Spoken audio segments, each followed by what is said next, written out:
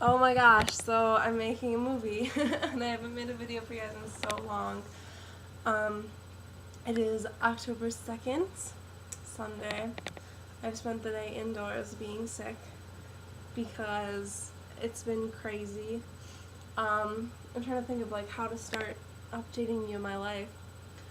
Monday night I got 1 hour of sleep. I went to my 8 a.m. class after sleeping for 1 hour. Went through my entire day, 3 classes, working for 2 hours, and rehearsal without taking a nap. It was pretty powerful. And then had a crazy week of, Henry V rehearsal every night and callbacks for Melancholy Play, which I was not cast in, as we talked about before, but auditions, callbacks, not getting cast. Yesterday was Super Saturday, so I worked from 9 to about 4:45 on 5 hours of sleep because Friday night I only got 5 hours of sleep because of this new existence in my life, which I haven't told you guys about. Not really, I guess, because this whole thing with Eric has not really happened. I met this tall, attractive man. He's like 6'1", and he looks really gay because he has a sense of fashion, I guess, but he's not. I call him my paradox.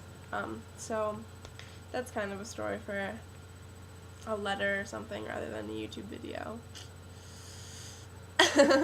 But he's fun. I wrote some poems about him, which I'm gonna read you. I mean, he's read, he likes them. I just wrote one tonight that he hasn't read yet, so we'll see what he thinks of that, but I thought I'd update you on the rest of my life.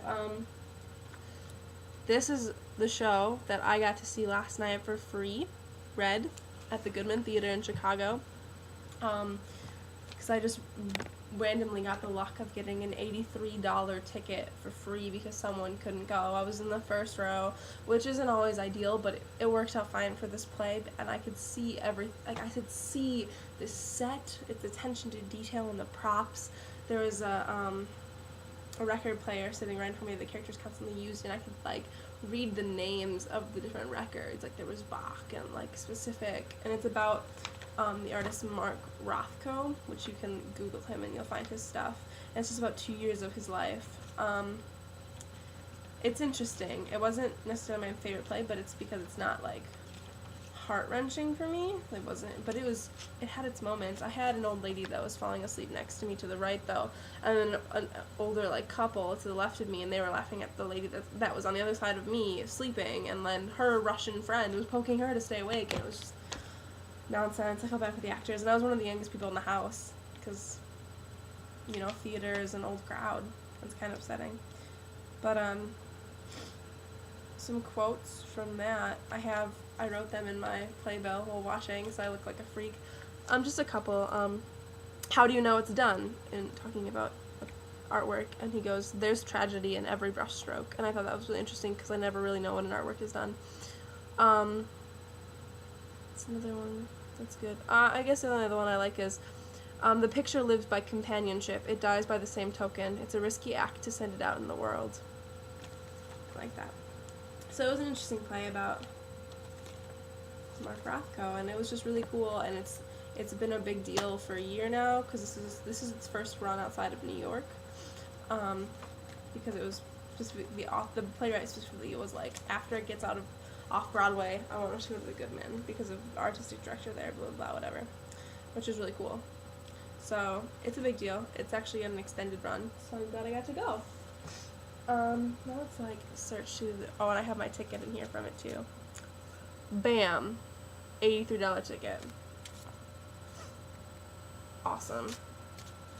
Let's see what's in my journal that y'all haven't seen.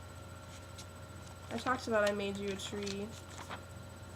Look at this terrible, terrible, disgusting journal page. I was really exhausted. This wasn't even the day I got 1 hour of sleep. It just is a stupid page. And then voice class is on this page. Commentary on, do you build a character outside in or inside out? Do you build a house using linear or chronological ways to build a character, or do you smear a painting? You start here, you jump there, it's abstract, and you smear it all together. and I really like the concept of thinking about that. This is more. This is when I went home last weekend. Here are some quotes. I read the play Dutchman by Leroy Jones. I suggest that you read it. It's really interesting. Eating apples together is always the first step, or walking up uninhabited 7th Avenue in the 20s on weekends. Can get you involved, boy. Get us involved. Would you like to be involved with me, Mr. Man? Just some fun quotes. I like quotes. I have an obsession with quotes. What does it say?